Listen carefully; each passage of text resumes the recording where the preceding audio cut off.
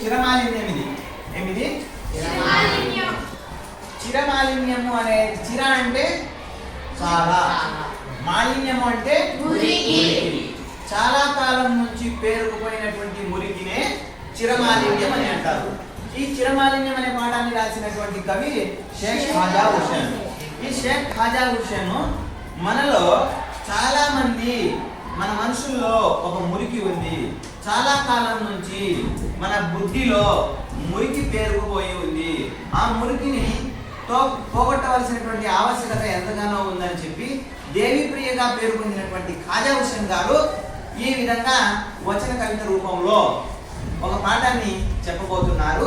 ఏంటి ఆ పాఠం అనేది ఇప్పుడు రాగయుక్తంగా మనము, మానవుడు ఆ కాలం నుంచి కూడా ఈ కాలం వరకు ఎదిగాడు.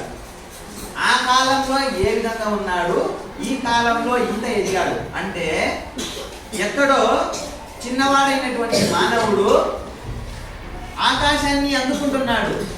అయినా కూడా తన మనసులో ఉండేటటువంటి మాలిన్యాన్ని మాత్రం పోగొట్టుకోలేకపోతున్నాడు.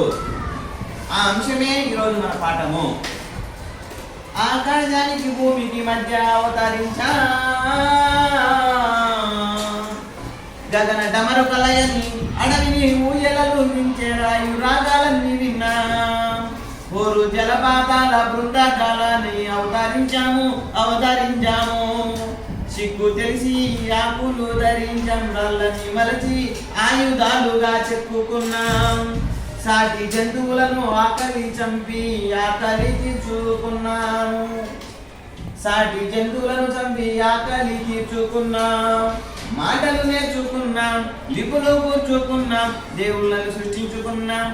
నక్షత్రాలకి నామకరణ